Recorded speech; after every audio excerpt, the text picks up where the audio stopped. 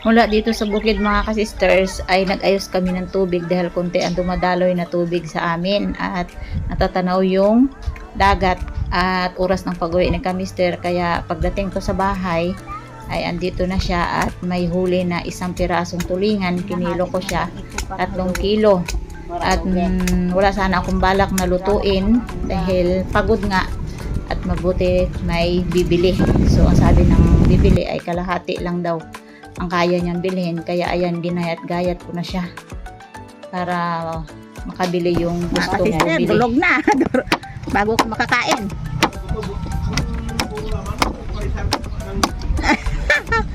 Oo naman, kasi malalaking isda dapat ang patilo ay matalas talaga. Gawa itik to. Di may kautod.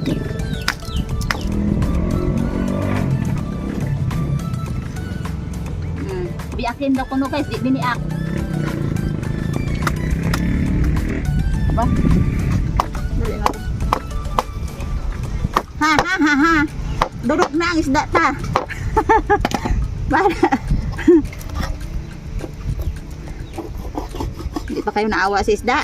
Hinuli nyo na nga. Durog pa. Pagkatay, oh. Imo rin ate gay, oh. Kahit medyo durog na yung isda.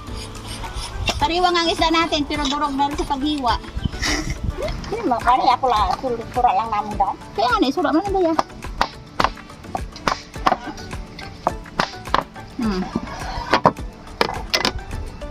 Oh, lagayan. Ayun. Okay. Ayos, ito yung atin. Dalawa kami ni ka-sister Jen ang wala talagang talab tong ating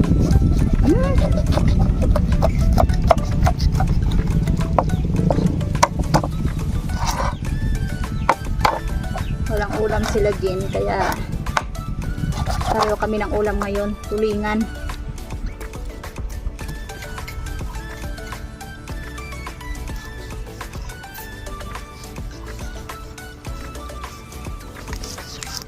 Ano, paghihiwa ng isda, hindi mo kailangan madaliin. Durog na nga yan eh. Dahil sa talas ng ating kutsilyo. Inano ko naman to, hinasa. Bakit hindi maganda paghahasa yata? Ginawa na nating yung ating kamay talaga namang parang ano na to. Parang kahoy na rin. Oh, di ba? Hindi naman siya durog, oh. Yan. Yung pagbiak lang kanina ang medyo hindi maganda, pero okay naman doon sa nagabili. Wala naman siyang likramo.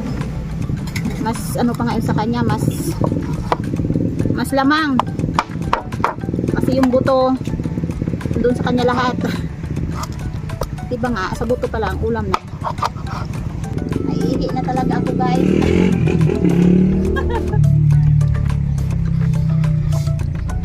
Hindi ka pwedeng mag-alis dito hanggat pinag-ayat mo to. Diba? Yes pa. First, tapos ko na siyang hiwa-hiwain. Dahil sabi ko nga na hatian ko si Jen. So, puro laman yung kay Jen. Sa akin yung ulo kasi paborito ko yung ulo. Magsasabaw ako tapos masarap dito. Pinaksiw na tulingan sa may talong. Oh, pinaksiw na tulingan. Ginataang tulingan na may talong at sagana sa sili at turmeric. Oh, napakasarap. Yummy mga ka-sisters. Yan. Ito, puro laman kay Jen. Kanina ni kananay dito sa ulam na to. So, ilan na to sila? 4. Kasi na yan mga ka-sisters. Mas malaki pa yung dilis sa tulingan na iulam nila ka-sister Jen. So, ito yung sa kanila. Yan mga ka-sisters, asinan ko muna. Habang nakababad to sa asin, maliligo muna ako.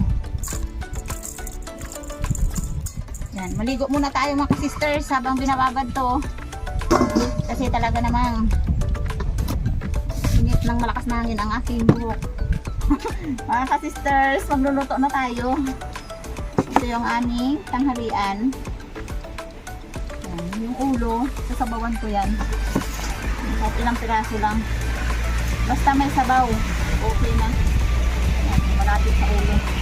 At saka ito yung ating papaksiwin mga ka-sisters. Yan, lagyan muna natin ng luya. Lagyan muna natin yung mga spices.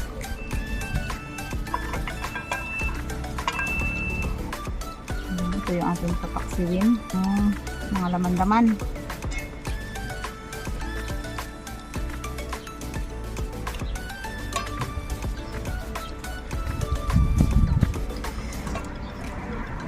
Yan. Dahil mataba yung tulingan, ito yung mga ka-sisters, oh. Yung taba niya, yung sapay ang tawag sa amin. Tapos ito naman ay binugwang. Yan, hinahalo talaga namin yan sa tulingan kapag nagluto. Masarap yan mga ka-sisters. Sa mga kumakain ng ganito, alam nila yan kung anong lasa. Yung sili. Tapos paminta.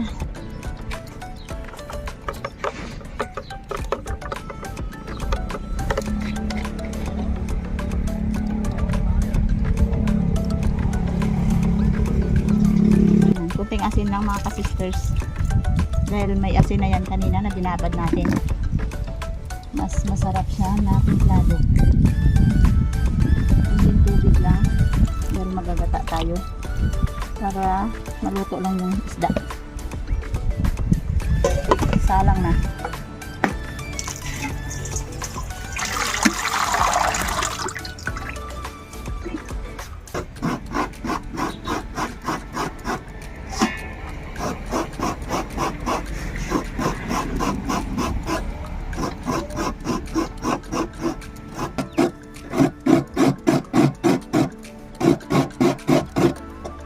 Mga ka-sister, salang na tayo ng ating pinaksiw.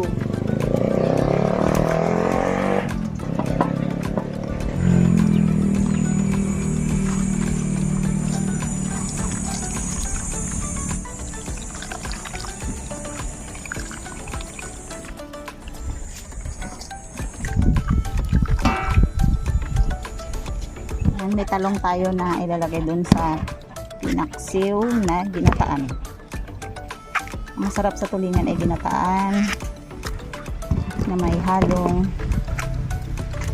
talong.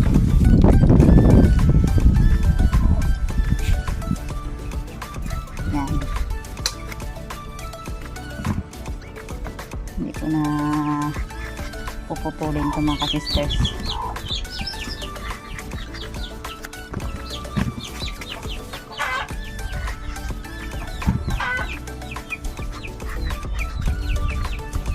Halo natin doon.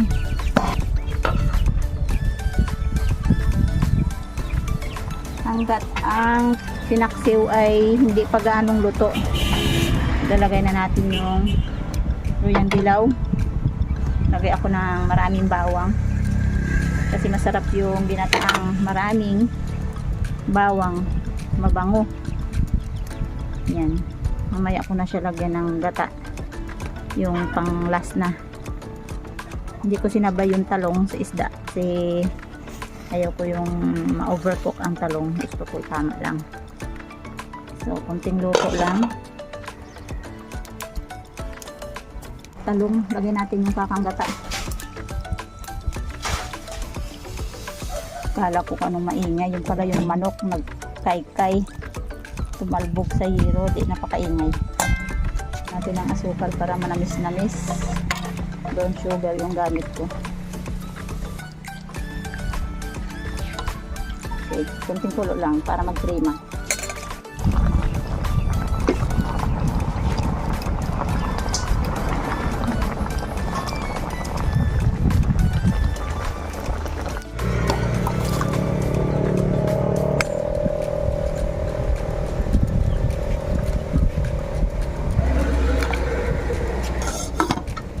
Alugbati sa paso.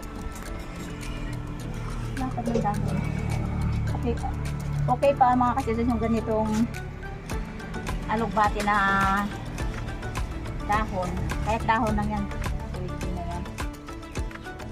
Sustansya lang naman ang kinukuha natin dito. Tapos yung dahon ay mura pa yan. Hindi pa yan hindi pa magulang. Ito oh. Ayan oh, yung mga violet na alugbati. Kapaso lang yan mga ka-sisters. Pwede nang magulay.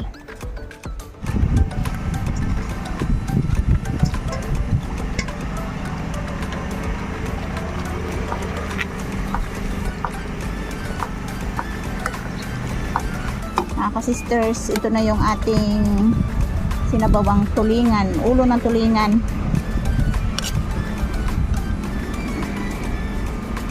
Yan, na may ano to siya, yung ating alugbati sa paso lang ay pwede na, hindi na bibili. Yan, sabaw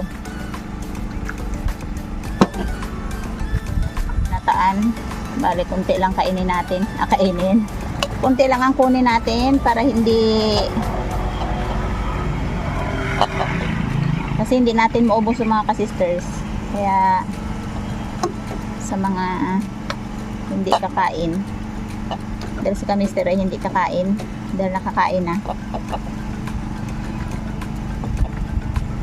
Stars, tanghalian tayo at si Kamister ay hindi namin kasama magkain, pero siya ang nakahuli ng tulingan. Ayan, may ulam kami. Pagdating niya nakakain agad, tapos hindi siya sasama magkain dahil yung kanyang mata ay may sore eyes. Naka-sunglasses. Nagiging cyborg. Cyborg. Terminator, sabi niya na. So, kakain na tayo, pray. Maraming salamat po Diyos sa buhay. Amen. Mamukha ko. Ha? Ako. Ayaw ko, bahala. Basta ako nagpaypay. Buligin paypay. Yan. Kapag nagpaypay na kami mga ka-sisters, talagang langaw. Kahit sa loob ka ng bahay yan, papasok yan kapag nakita ng langaw na kumakain kami. Okay. Yan, ulo sa'yo, Hana. Gusto ko magsabaw. Gusto ko sa sinabawan talaga ay. May dalawang sili tayo mga ka-sisters. May dalawang sili. Walang araw na hindi ako magkain ng sili basta may sinabawan. Okay. Sige, ito na kayo yung bakit na.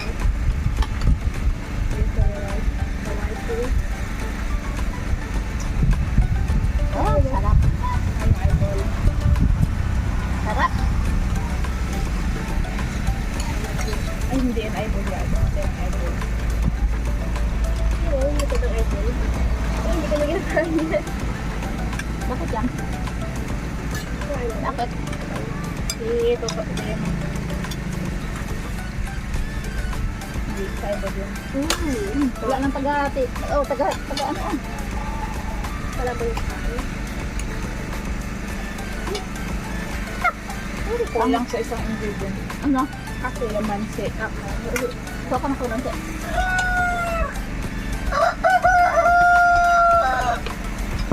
Ay, naku po. Manghang na mainit ang sabaw pag nilunok mo. Mainit ang lalamunan sa sili. Sarap. Okay mga ka-sisters, see you next video na naman tayo. Ayan. Simpleng ulam lang. Walang gastos. Pero solve na sa kainan. Ayan, maraming salamat mga ka-sisters. God bless po sa inyo lahat.